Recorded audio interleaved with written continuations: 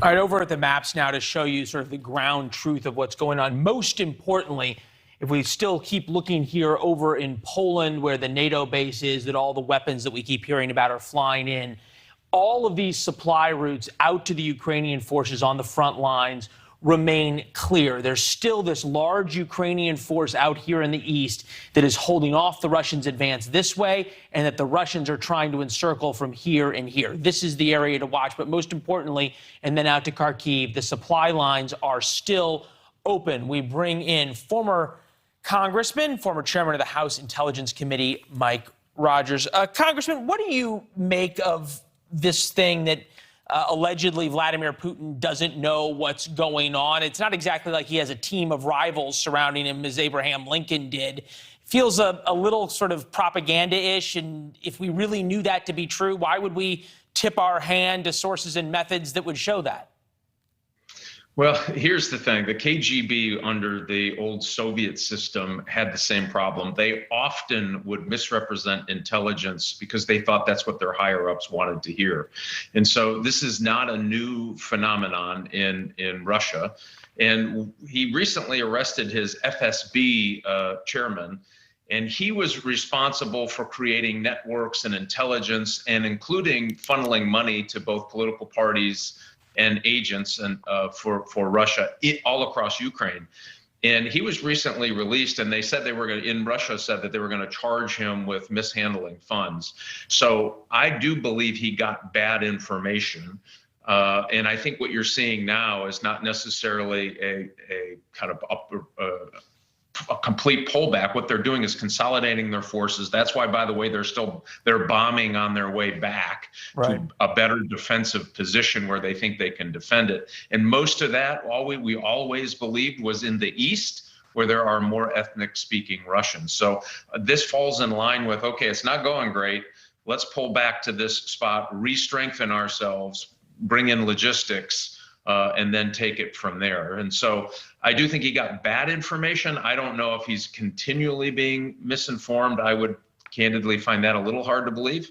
Yeah, it also feels as though he could watch, for lack of a better term, he can watch CNN or NewsNation if he is so inclined and look at the maps and go, gee, things aren't really working out the way I thought they were. He's going to see the body bags coming out back and everything else. You talk about the repositioning to the east. Obviously, his forces have moved a little bit north here outside of Kyiv. They've certainly pulled back here. Part of that's just due to the supply line issue that you pointed out.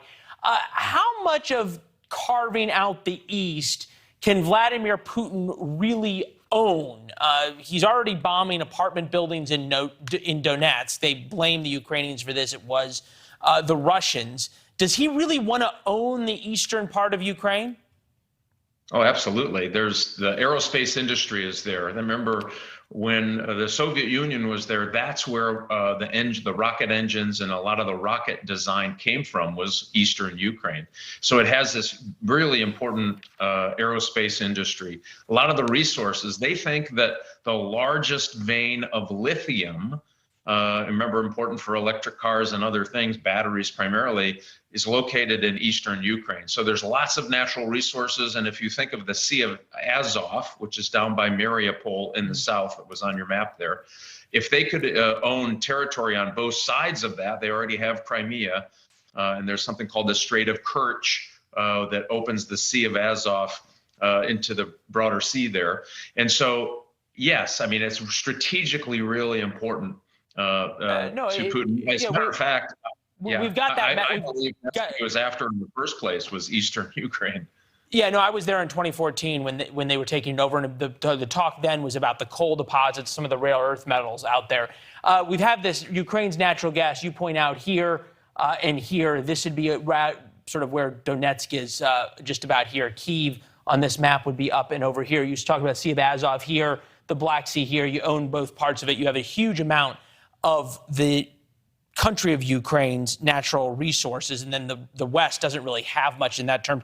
Bret Stephens put this out in an article, New York Times, basically saying, what if we have gotten this all wrong and Putin really didn't miscalculate? Suppose for a moment that Putin never intended to conquer all of Ukraine. He's less interested in reuniting the Russian-speaking world than he is in securing Russia's energy dominance.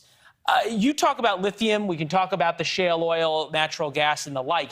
Is there any chance that the Western world and even perhaps China is going to buy the spoils of war anytime soon from Vladimir Putin? Oh, we're already seeing that. So there's a company called Yamal up in the Arctic. And so think of this, Russia's getting kind of cut off from the rest of the world. And so they need some place to sell their goods, oil and natural gas. And where they're doing that is China. And so this company called Yamal, and I think this is foreshadowing what's to come, even in the eastern Ukraine if he holds it. And what happened is originally the deal was that China was going to own 20% of all the production that was happening in the Arctic. Guess what? Now it's up to 30%, and China cut a deal that all of the equipment, 100%, 80% of the equipment that goes into the production of all that oil and natural gas has to be Chinese made. And I think it's a fire sale right now. So when companies are pulling out of Russia, China is pouring in. So I do think that China is looking at this to secure their natural resources interests for their future. And they have this kind of unholy alliance now that is becoming more and more dependent. And China is clearly throwing a lifeline to the Russians. And go ahead. I'm sorry. No, you make a great point in terms of what the Chinese will and will not buy. Also, how much of their technology is good enough to do the things that the Western companies won't sell them, yet to be seen. Hey, Congressman, I've always respected your commentary when you were in office. It's great to catch up with you afterwards. Thanks for watching. Click the red subscribe button below so you can get more of NewsNation's fact-driven, unbiased coverage.